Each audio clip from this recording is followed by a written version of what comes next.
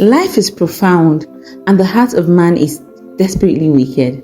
In a little village, life was tranquil and the air was crisp and serene. Most girls didn't attend school either because the families didn't see the need or simply couldn't afford it. But Lydia was different. She had a dream. "Mama, one day I'll become an engineer and rebuild this village," she declared with conviction. "May it be so," her mother replied, her words carrying the weight of a prayer. That same evening, Lydia's mother received a phone call from her sister, Auntie Maggie, who lived in the city. "Sister, how is Lydia?" Auntie Maggie asked. "Lydia is all grown up now, preparing to go to university, but there is no money at the moment," her mother answered. "That's exactly why I'm calling. I want to sponsor Lydia's education here in the city," Auntie Maggie offered. "Are you serious?" Lydia's mother asked, her voice filled with surprise. "Of course, I'll be coming back next month. Talk to her about it and let me know what she says," Auntie Maggie assured her. After hanging up, Auntie Maggie turned to her business partner. "I've got a new girl for business, my niece. She's very beautiful. I'll bring her next month," Auntie Maggie revealed. "Is she a virgin?" Cynthia asked. "You know how fast kids spoil these days." "She definitely is. My sister is very strict though. I'm sure her daughter is disciplined," Auntie Maggie replied. "Besides, she's only 16. Meanwhile, back in the village, Lydia was brimming with excitement. She could hardly wait to start her education and had already packed her bags, eagerly counting down the days. When Auntie Maggie finally arrived to pick her up, the entire family welcomed her warmly, expressing their gratitude for her generosity. No one had an idea of her hidden motives. "We made a delicious meal for you," Lydia's mother said. "We need to hurry so we don't arrive too late," Auntie Maggie replied quickly, and with that, they sped off.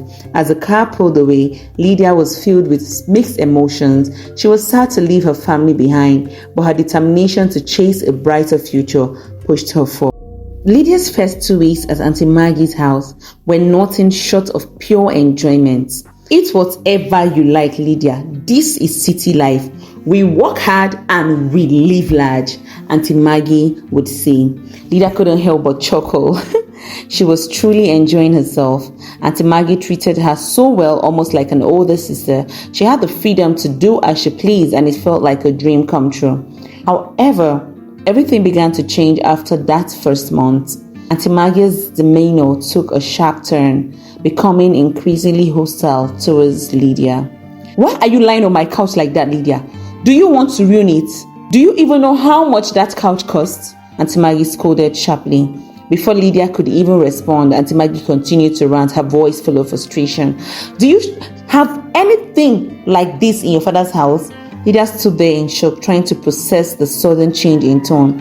"Oh, Auntie," she began, only to be cut off abruptly.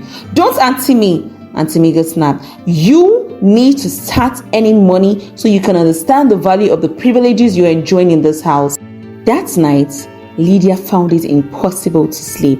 The woman who had once treated her like a cherished sister had suddenly turned into a nightmare.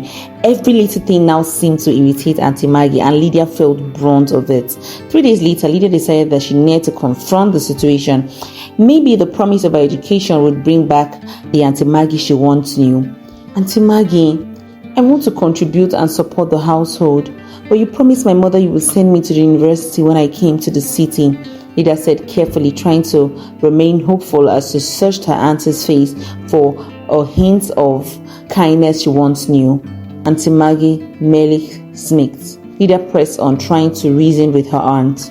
"Auntie, once I become an engineer, I'll be able to buy things for this house and truly contribute," she said, hoping her words would make a difference. Auntie Maggie burst into laughter. Hey, her amusement echoing through the room. "So Lydia, you expect me to wait for 5 years for you to become an engineer before you can take on responsibilities?" she mocked. "Tell me, how do you think your school fees will be paid, eh? You really think I'll spend my hard-earned money on your education for nothing? After feeding you and providing a place for you to stay in a city like this, eh, Lydia?" Lydia grew confused and frustrated even more, and she responded, "But Auntie, what can I do? I don't know what to do."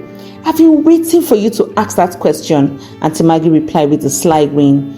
Now that you've asked, I'll tell you exactly what to do. And once you listen, we'll be close again, just like we were before.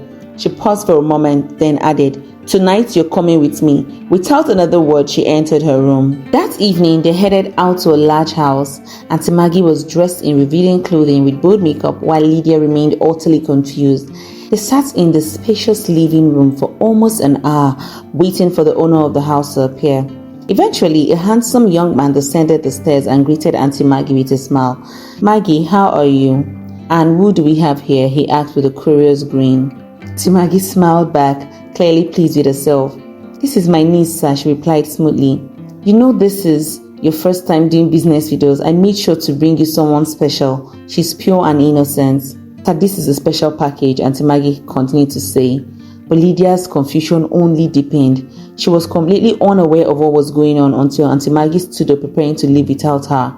Auntie, what's happening? Lydia shouted, panic rising in her voice. You need to learn how to make money on your own, Lydia, Auntie Maggie replied coldly. Just do as he instructs you. I'll come to pick you up by the weekend. This client is very important to me. Before Lydia could utter another word, Auntie Maggie walked out, leaving her alone. Lydia found herself sitting across from the young man, her face a mix of fear and confusion as she tried to comprehend the situation. Please don't hurt me, please, she whispered, her voice trembling. The young man